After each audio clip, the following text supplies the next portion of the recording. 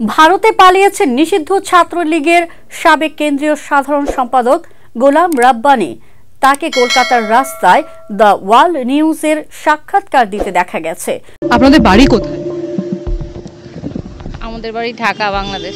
সোমবার সংবাদ মাধ্যমটি তাদের ইউটিউবে কলকাতার অবস্থান করা বাংলাদেশিদের নেওয়া সাক্ষাৎকার প্রকাশ করে। আর সেই সাক্ষাৎকারের ভিডিওতে বাংলাদেশের বর্তমান সরকার নিয়ে নেতিবাচক বক্তব্য রাখতে দেখা গেছে গোলাম রাব্বানীকে।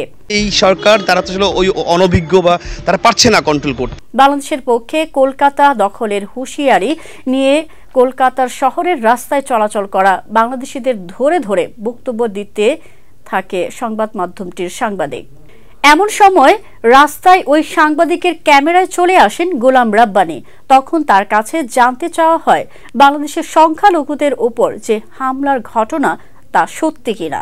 উত্তরে গোলাম রাব্বানী বলেন, ঘটনা সত্যি, যা রটে তা তো কিছুটা ঘটে। সংখ্যালঘুদের ওপর নিপীড়নের যে ছবি, সেই ছবি সত্যি না মিথ্যা? অবশ্যই যাহা রটে কিছুটা হলে তো বটে। কলকাতা দখল করার প্রশ্নে তিনি বলেন, কলকাতায় আমি আসছি 1 সপ্তাহ হয়েছে। বাংলাদেশে এখন যে ঘটনা ঘটছে তা গ্রহণযোগ্য নয়। ৭১-এর পরাজিত শক্তি ঘোলা পানিতে মাছ শিকার করতে চাচ্ছে। তারা সেই প্রতিশোধ নিতে চাচ্ছে। ভারতের প্রতি আমরা কৃতজ্ঞ। এক শ্রেণীর প্রতিক্রিয়াশীল মানুষ যারা চাচ্ছে যে ঘোলা পানিতে মাছ শিকার করতে, অবশ্যই এই ভারতের প্রতি আমরা চিরকৃতজ্ঞ। পাকিস্তানকেই তাহলে সরাসরি ডেফিনেটলি তাদের যারা তারাই আসলে চাচ্ছে না যে ভারত বাংলাদেশে এই বন্ধুত্ব অটুট থাকুক।